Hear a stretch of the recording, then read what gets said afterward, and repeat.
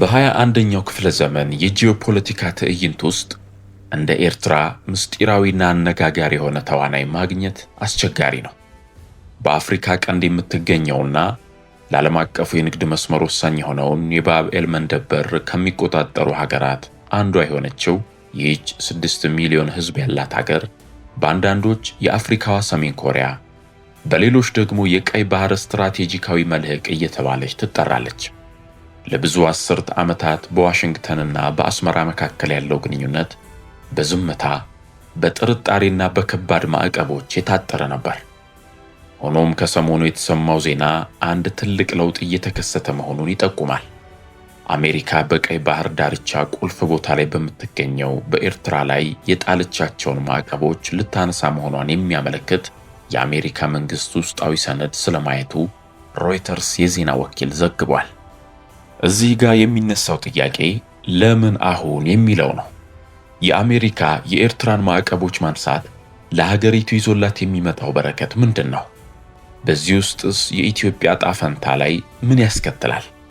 ልዕለ ኃያሏ ሀገር አሜሪካ ከ1993 ጀምሮ ያለ ምርጫ ሀገሪቱን ለሚመሩትና በአምባገነንነት ለሚከሰሱት ለፕሬዝዳንት ኢሳያስ አፈወርቂ የሰላም እጅ መዘርጋት ለምን ፈለገች?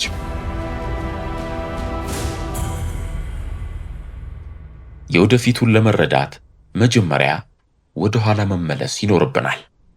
ከአዲስ ወዳጅነት ወደ ጠላትነት።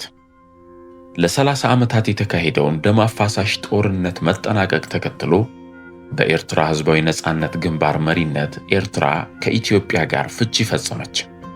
እንደ አውሮፓውያኑ አቆጣጠር በ1993 የኤርትራ እንደ አዲስ ሀገር መወለድ በቀጠናው ትልቅ የጂኦፖለቲካ ለውጥ ነበር። በወቅቱ ዋሽንግተን አዲሷን ሀገር በመቀበል የመጀመሪያዋ ነበረች። የአሜሪካው ፕሬዝዳንት ቢል ክሊንተንም ኢሳያስ አፈወርቂን ከአዲሱ የአፍሪካ መሪ ትውልድ አንዱ ሲሉ አሞካሽተዋቸው ነበር። ነገር ግን ይህ ትኩስ ወዳጅነት ረጅም ጊዜ አልቆየም። የኢትዮ ኤርትራ የድንበር ጦርነት። በባድመ ምክንያት የተቀሰቀሰው ጦርነት በመቶ ሺዎች የሚቆጠሩ ሰዎችን ሕይወት ቀጠፈ። ይህ ግጭት ኤርትራን እስከ ወዲያኛው ቀየራት። ሀገሪቱን ወደማያልቅ አምባገነናዊ ሥርዓትና ድህነት ውስጥ ጣላት። እንዲሁም ዜጎቿ በብሔራዊ አገልግሎትና ወታደራዊ ግዳጅ ውስጥ የሚኖሩባት ሆነች። የአፍሪካዋ ሲንጋፖር እናደርጋታለን ያሉት ሰዎች ወደ ድህነት አዘቅት ከተቷት። ዜጎቿን በጭቆና ቀንበር ውስጥ የሚኖሩ በለስ ከቀናቸውም እግሬ አውጪኝ ብለው ድንበር ተሻግረው መጠለያ የሚፈልጉ ስደተኞች ሆኑ። የመገለል ዘመን። አሜሪካ ከኢትዮጵያ ጋር ያላትን ግንኙነት ስታጠናክር ኤርትራ የተከዳች መሰላት። አሜሪካ የኢትዮ ኤርትራን ጦርነት በማስቆም እንዲሁም በአልጀርስ ስምምነት ላይ ጉልህ ድርሻ የነበራት ሀገር ብትሆንም የአስመራና የዋሽንግተን ግንኙነት ለዓመታት ሳይሻሻል ዘልቋል። ከዚህ ጦርነት መጠናቀቅ በኋላ አሜሪካ የኢሳያስ አፈወርቂን ሥርዓት በአምባገነንነትና በአፈና መክሰስ ስትጀምር ግንኙነቱ እየተበላሸ ሄደ። በኤርትራ ተቃዋሚ ፖለቲከኞች ላይ የሚደርሰው እንግልት፣ የነፃ መገናኛ ብዙሃን አፈና፣ የተለያዩ ሃይማኖቶች ተከታዮች የሚገጥማቸው ጫና እንዲሁም የሰብአዊ መብት ጥሰቶች የዋሽንግተንና የአስመራን ግንኙነት እንዳሻከሩት የአሜሪካ የውጭ ጉዳይ መስሪያ ቤት በድረገጹ ላይ አስፍሮት ይገኛል። በአውሮፓውያኑ 2001 በአስመራ 2 ኤርትራውያን የአሜሪካ ኤምባሲ ሰራተኞች መታሰራቸው ደግሞ መቃቃሩን አባባሰው። በ2009 የተባበሩት መንግስታት ድርጅት በአሜሪካ ድጋፍ ኤርትራ ለአልሸባብ ድጋፍ ትሰጣለች በሚል ማዕቀብ ሲጥል ግን ግንኙነቱ ፈጽሞ ተበላሸ። የኢትዮጵያ መንግስት ያቀረበውን የዚህን ማዕቀብ ሐሳብ የአውሮፓ ህብረት፣ የአፍሪካ ህብረትና የምስራቅ አፍሪካ የልማት በይነ መንግስታት ባለስልጣን ኢጋድ መደገፋቸውን ተከትሎ የጸጥታው ምክር ቤት የውሳኔ ሐሳቡን አጽድቋል። በወቅቱ በመንግስታቱ ድርጅት የኤርትራ ተወካይ የነበሩት አምባሳደር አራያ ደስታ ውሳኔውን በአሜሪካና በኢትዮጵያ መንግስታት የተቀነባበረ ውሸትና አሳፋሪ ውሳኔ ሲሉ ኮንነውት ነበር።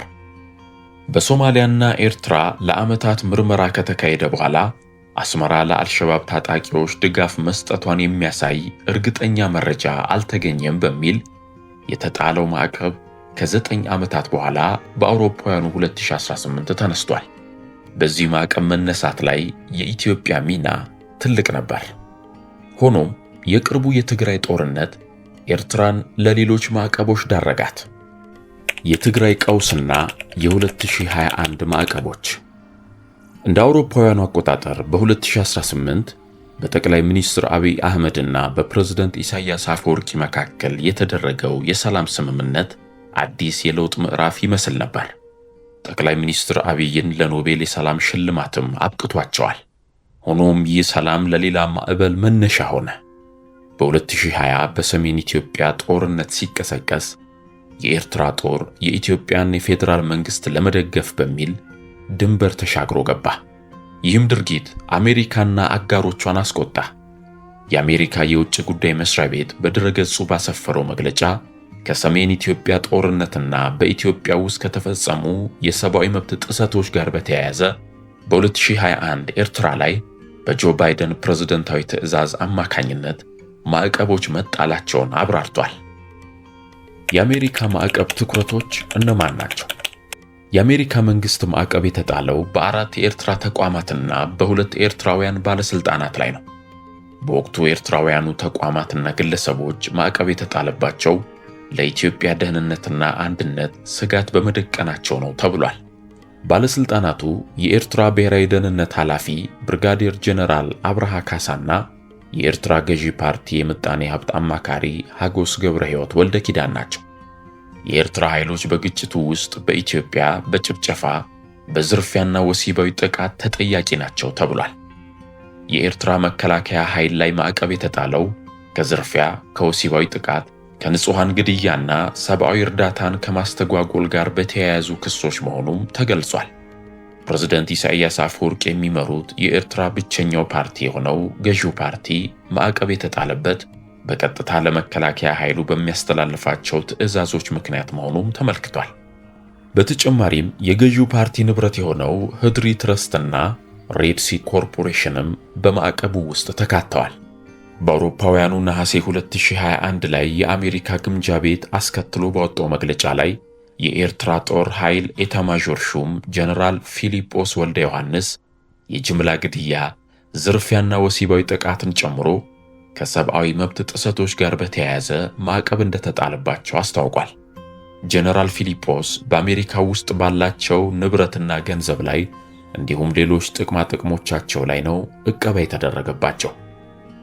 የ2026 ስሌት አሜሪካ የዲሞክራሲ መርህና ብሔራዊ ጥቅም ሲጋጩባት። በያዝነው የአውሮፓውያኑ 2026 መጀመሪያ ላይ የዓለም የፖለቲካ ትኩረት በድጋሚ ወደ ቀይ ባህር ተመለሰ። በኢራንና በምዕራባውያን መካከል ያለው ውጥረት መባባሱ እንዲሁም የስዊዝ ቦይ የንግድ መስመር መስተጓጎል የኤርትራን የባህር ጠረፍ በከፍተኛ ሁኔታ ተፈላጊ ያደረገው። የባህር ላይ ደህንነት የሆርሙዝ መስመር ሲዘጋና የባብኤል መንደብ መስመር ደህንነትም ስጋት ላይ ሲሆን አሜሪካ በቀይ ባህር ላይ አስተማማኝ ማረፊያ አስፈለጋት። ከሌላኛዋ ወዳጇ ሳዑዲ አረቢያ አቅራቢያ የምትገኘው ኤርትራም ለዚህ ሁነኛ ተመራጭ ሆነች። የኢትዮጵያ ግፊት ከቅርብ ጊዜያት ወዲህ ኢትዮጵያ የባህር በር ለማግኘት የምታደርገው ጥረት ኤርትራን ስጋት ላይ ጥሏታል። አሜሪካም ጉዳዩን የፈለገችው ከኤርትራ ጋር ግንኙነቷን በማደስ ለኢትዮጵያ በኃይል የባህር በር የመያዝ ሙከራን አንደግፍም የሚል መልእክትን ለማስተላለፍም ይመስላል። አስተያየታቸውን ለዶቼ ቬለ የሰጡት የአፍሪካ ቀንድ ፖለቲካ ተንታኙ አብዱራህማን ሰይድ ሲናገሩ አዲሱ የአሜሪካ መንግስት ውጥን ለቀጠናው ሰላም በጎ ነገር ይዞ ሊመጣ ቢችልም ለኢትዮጵያ ግን መዘዝ የሚሆንበት እድልም እንዳለው ገልጸዋል። የአሜሪካ የኤርትራን ማዕቀቦች የማንሳት ውጥኗ ገቢራዊ ከሆነ በኢትዮጵያ በኩል ሲደረግ የነበረው የባህር በር ጥያቄን ሊገታው ይችላል ሲሉም ያክላሉ። ምክንያቱም ኢትዮጵያና እንደ ኤማራት ያሉ ሌሎች የአሜሪካ አጋሮች ከአሜሪካ ፍላጎት ጋር ሊጋጩ ስለማይችሉ ነው በማለትም ያብራራሉ። ነገር ግን የአሜሪካ ወደ ቀጠናው መምጣት በኢትዮጵያና ኤርትራ መካከል ሊነሳ የሚችለውን ጦርነት በማስቀረት አዎንታዊ ሚና ሊጫወት እንደሚችልም ይናገራሉ። በሮይተርስ ዘገባ ላይ እንደተጠቀሰው ኢትዮጵያ የባህር በርን በኃይል ለማግኘት ውጥን ካላት ያንን ውሳኔ አሜሪካ እንደምትቃወም ሰነዱ ያሳያል። ይህንኑም አሜሪካ ለኢትዮጵያ በተደጋጋሚ ማሳወቋን ይጠቁማል። አሁን ደግሞ አሜሪካ በኤርትራ ላይ የጣለቻቸውን ማዕቀቦች የምታነሳ ከሆነ ኢትዮጵያ የባህር በር ለማግኘት ልትወስድ የምትችለውን የትኛውንም አይነት የኃይል እርምጃ እንደሚያስተጓጉል በብዙዎች ታምኗል። ሌላው የተቀናቃኝ ሀገራት ተጽዕኖ ነው። ሩሲያና ቻይና በአስመራ ያላቸውን ተጽዕኖ እያሳደጉ መምጣታቸውም ዋሽንግተንን ስጋት ላይ የጣላት ሌላኛው ጉዳይ ነው። ለዚህም ነው ማዕቀቡን በማንሳት አሜሪካ በኤርትራ ያላትን ሚና መልሳ ለማግኘት ጉዞ ጀምራለች እየተባለ ያለው። የአሜሪካ ሐሳብ እውን ከሆነ ደግሞ ኤርትራ በቀይ ባህር አካባቢ ጥሩ ሚና የማግኘት ዕድል ይኖራታል። ይህም ምንም እንኳ ለኤርትራውያን የተለየ ነገር ያስገኝላቸዋል ባይባልም ለኤርትራው መሪ ኢሳያስ አፈወርቂ ግን እፎይታን ሊያመጣላቸው እንደሚችል ተገምቷል። የአሜሪካ ዴሞክራሲና ብሔራዊ ጥቅም። እዚህ ጋር አሜሪካ የዴሞክራሲ መርህዋና የብሔራዊ ጥቅሟ ጉዳይ ግጭት ውስጥ ገብተዋል። ከ30 ዓመታት በፊት ጀምሮ ኤርትራ ላይ ተደጋጋሚ ማዕቀቦች በመጣል ከዓለም የተገለለች ሀገር ስታደርጋት አንዱና ዋነኛ ምክንያቷ ምርጫ እንኳ በማይደረግባት ኤርትራ የአንድ ሰውን አገዛዝ በመቃወም እንጂ ኤርትራ እንደ ሀያላኑ ሀገራት የአሜሪካ ጥቅም ላይ አደጋ በመደቀኑ አልነበረም። ለዚህም ነው የማዕቀቡ መነሳት ጉዳይ ትልቅ የፖለቲካ ቁማር ነው እየተባለ በዘርፉ ተንታኞች እየተነገረ የሚገኘው። ለስልታዊ ጥቅሞች ከሰብአዊ መብቶች በላይ ቅድሚያ የተሰጠበት ውሳኔ ይመስላል በሚል የሰብአዊ መብት ተሟጋቾችም ውሳኔውን እየተቃወሙት ነው። አሁንም በሀገሪቱ የፖለቲካ እስረኞች እንዳሉና የፕሬስ ነፃነት እንደሌለ፣ ጋዜጠኞችም በየእስር ቤቱ ታጉረው እንደሚገኙ በመግለጽ ይከራከራሉ። ማዕቀቡ እውን የሚነሳ ከሆነ አንድ ትልቅ ጥያቄም አብሮት ይነሳል። ኤርትራ ይህን ዕድል ተጠቅማ ወደ ዓለም አቀፉ ማህበረሰብ ትቀላቀላለች ወይስ በፕሬዝዳንት ኢሳያስ የግል ርስትነት በተለመደው መንገድ ትቀጥላለች? አንድ ነገር ግን እርግጥ ይመስላል። ቀይ ባህር ካሁን በኋላ የአፍሪካ የታሪክ ዳራ ብቻ አይደለም፣ የዓለም አቀፍ ሀያላን የፍልሚያ አውድማም ጭምር ነው። ኤርትራ ደግሞ በዚህ ፍልሚያ ለመጫወቻ ሜዳነት ከታጩት መካከል ሆናለች።